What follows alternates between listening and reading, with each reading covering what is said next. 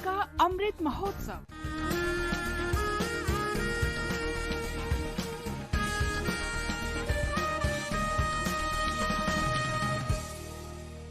आजादी का सफर आकाशवाणी समाचार के संग एक राष्ट्र का उदय। भारत का गौरवशाली स्वतंत्रता संग्राम आधुनिक विश्व के महानतम संघर्षों में शामिल है और आकाशवाणी से हर रोज हम लेकर आते हैं आपके लिए इसी संघर्ष की एक झलक।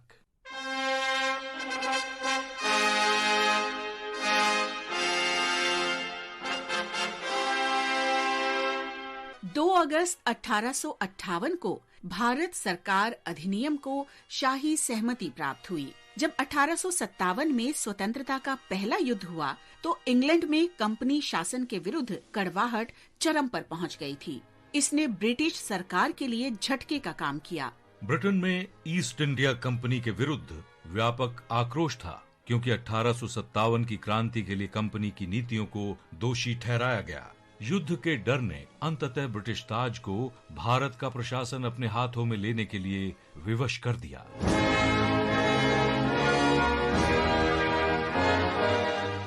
इस तरह 2 अगस्त 1858 को ब्रिटिश संसद ने भारत सरकार अधिनियम पारित किया, जिससे भारत पर ईस्ट इंडिया कंपनी का अधिकार ब्रिटिश सरकार को मिल गया। इस अधिनियम के परिणाम स्वरूप भारत की साम्राज्य उपाधि के साथ ब्रिटेन की रानी विक्टोरिया भारत में ब्रिटिश क्षेत्रों की संप्रभु बन गयीं।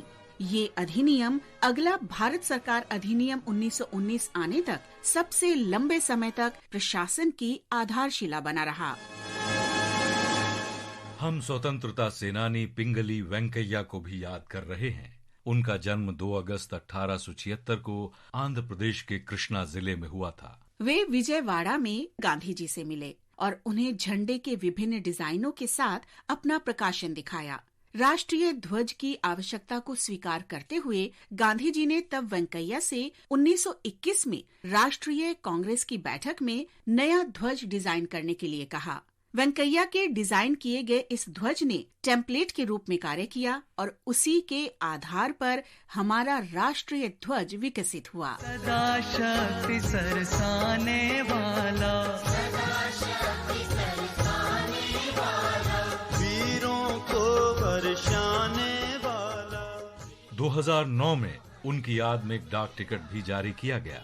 2015 में तत्कालीन शहरी विकास मंत्री एम वेंकैया नायडू ने आकाशवाणी विजयवाड़ा के मुख्य भवन का नाम पिंगाली वेंकैया के नाम पर रखा और इसके परिसर में उनकी प्रतिमा का अनावरण किया। महान राष्ट्रवादी नेता पिंगाली वेंकैया को हमारा शत शत नमन। आज हम मुंबई के मेहल सिंह और सुगुत सिंह को भी श्रद्धांजलि अर्पित कर रहे हैं, जिन्होंने 1857 के प्रथम स्वतंत्रता संग्राम में भाग लिया था और कई अवसरों पर अंग्रेजों से लड़ाई की थी।